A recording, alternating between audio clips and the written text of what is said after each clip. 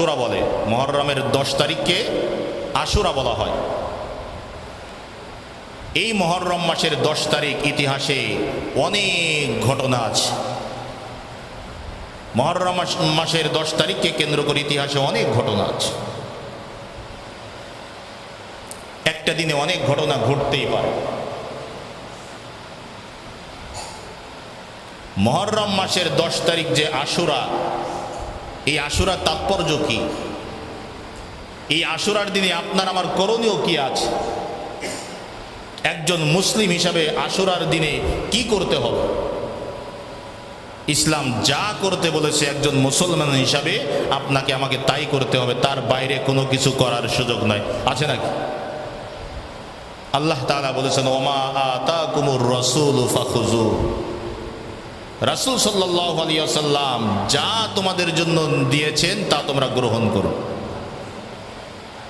রাসূল সাল্লাল্লাহু আলাইহি ওয়াসাল্লাম যা নিয়ে এসেছেন সেটা গ্রহণ করতে হবে।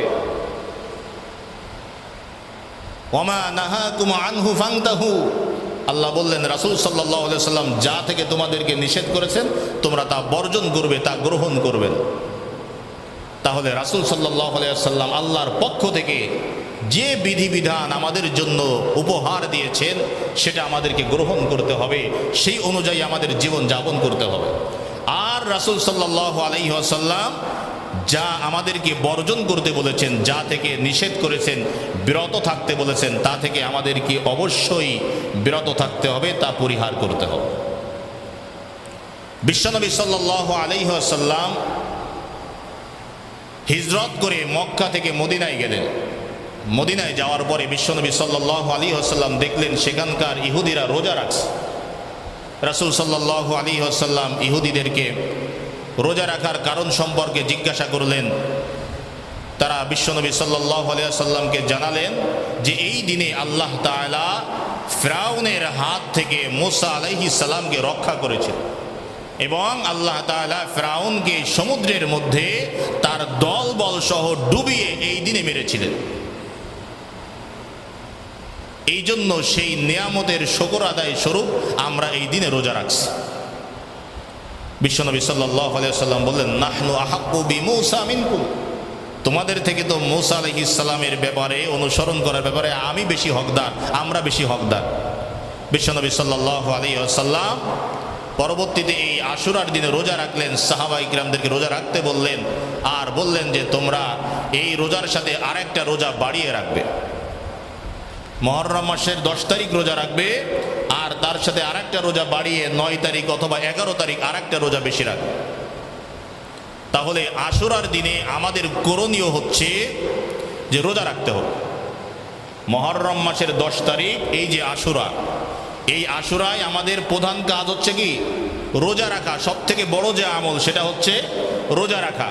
রোজা হচ্ছে দুইটা, একটা হচ্ছে মুহররম মাসের 10 তারিখ আর একটা আগের দিন অথবা পরের দিন, দুইটা রোজা রাখতে হবে। বিশ্বনবী সাল্লাল্লাহু আলাইহি ওয়াসাল্লাম বলেছেন যে আমি আল্লাহ তাআলার কাছে আশা রাখছি যে আল্লাহ তাআলা যে ব্যক্তি আশুরার দিনে রোজা রাখবে তার পূর্ববর্তী 1 বছরের সগীরা গুনাহগুলো সব মাফ করে দেবে। বিশ্বনবী সাল্লাল্লাহু আলাইহি ওয়াসাল্লাম রমজান মাসের রোজার পরে সব থেকে বেশি গুরুত্ব দিতেন এই আশুরার রোজার উপরে। রমজান মাসের পরে সব থেকে বেশি গুরুত্ব দিতেন আশুরা রোজার উপরে। সাহাবায়ে কেরাম এই রোজা রাখতেন এবং ছোট ছোট সন্তানদেরকে রোজা রাখতে অভ্যস্ত করতেন। এমনকি ছোট ছোট সন্তানেরা যখন রোজা রাখতো তাদের কষ্ট হতো, তাদের এই রোজার কষ্ট ভুলিয়ে ইফতার পর্যন্ত তাদেরকে ধরে রাখার জন্য তাদেরকে বিভিন্ন খেলনা দিয়ে তাদেরকে আলাদাভাবে রাখতো, যাতে করে তারা ওই খেলাধুলার মধ্যে ব্যস্ত থেকে সময় পার করে তারা যেন রোজাটা সম্পূর্ণ করতে পারে। এভাবে সাহাবায়ে কেরাম তার সন্তানদেরকে এই আশুরা রোজা রাখতে অভ্যস্ত করতেন। এই জন্য আমরাও আশুরা রোজা রাখবো, পাশাপাশি আমাদের সন্তানদেরকে এই রোজা রাখতে অভ্যস্ত করব। এটাই হচ্ছে আশুরার আমল।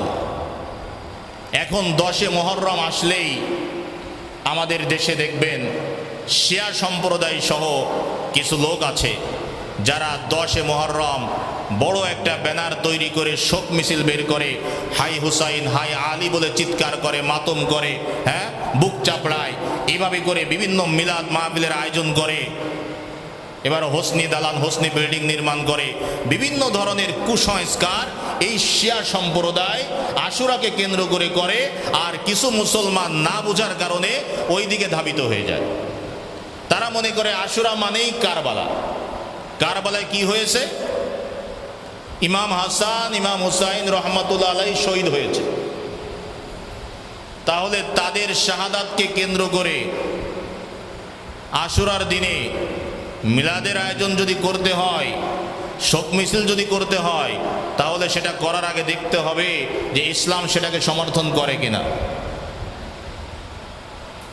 বিশ্বনবী মুহাম্মদুর রাসূলুল্লাহ সাল্লাল্লাহু আলাইহি ওয়াসাল্লাম থেকে শুরু করে যত নবী রাসূল পৃথিবীতে আগমন করেছেন, সমস্ত নবী রাসূল ইন্তেকাল করেছেন।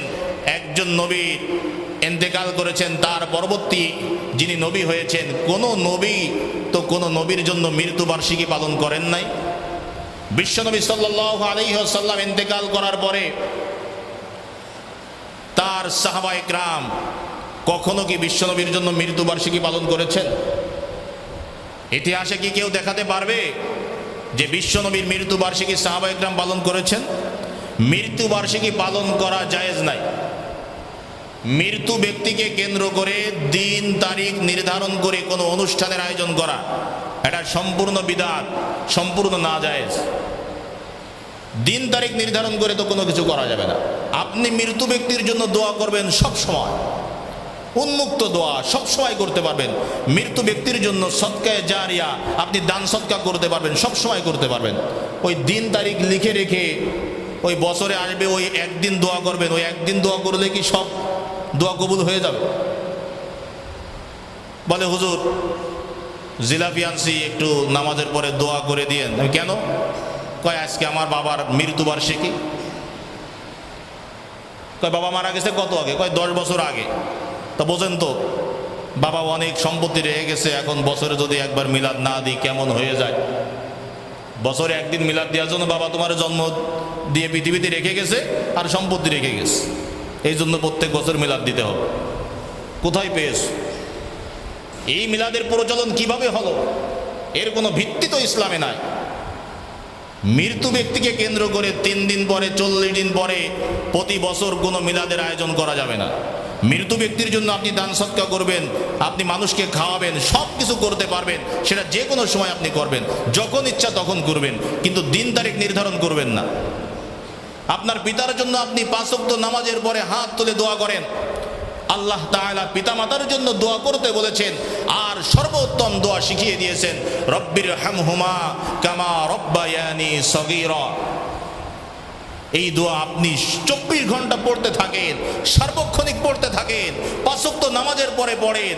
পিতামাতার জন্য আপনি দান করেন, যখন যেভাবে আপনার তৌফিক হয়, যখন যেভাবে সুযোগ হয়, আপনি পিতামাতার জন্য সদকা করতে থাকেন। আপনার যখনই সুযোগ হবে আপনি অনাথ এতিম মিসকিনদেরকে খাদ্য দান করেন। এগুলো অনেক ফজিলাত, অনেক সওয়াব, কিন্তু দিন তারিখ নির্ধারণ করে এগুলো করবেন না। তাহলে এই 10 মুহররমকে কেন্দ্র করে এই শিয়া সম্প্রদায় শোক মিছিল করা, মাতম করা, এরপরে করে মিলাদ মাহফিলের আয়োজন করা, যা কিছু করে এই সব কিছু কুসংস্কার, সব কিছু বিদআত, এগুলোকে বর্জন করতে হবে।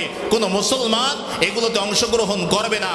এগুলোর কোনো ভিত্তি নাই, এগুলো সম্পূর্ণ ভিত্তিহীন এবং গুনাহের কাজ। 10 মুহররম এই আশুরাকে কেন্দ্র করে কোনো প্রকার হাই হুসাইন হাই আলী এভাবে করে যারা আপনার শোক মিছিল করে, যারা মাতম করে, হ্যাঁ, এভাবে করে মিলাদ মাহফিলের আয়োজন করে, এগুলো করা যাবে না। এগুলোকে বর্জন করতে হবে। কোনো মুসলমান এই কাজগুলো করতে পারে না। আমরা কি করব? আশুরার দিনে রোজা রাখব, আমরা চাইলে দান সদকা করতে পারি, বেশি বেশি নেক আমল করব, নফল ইবাদত করব। এটাই হবে আমাদের করণীয়। মুসলমান ভাইয়েরা আমার, এটাই হবে আমাদের মূল কাজ। আজকে আমরা আমাদের মূল যে কাজ আছে, মৌলিক যে বিষয়গুলো আছে, সেগুলো আমরা ছেড়ে দিয়ে দেখা যায় আমরা স্বাভাবিক যেগুলো ভিত্তি নাই বা যেগুলো না করলেও চলে, এমন কিছু কাজ আছে যেগুলো নিয়ে আমরা মুসলমানরা বেশি বাড়াবাড়ি করি।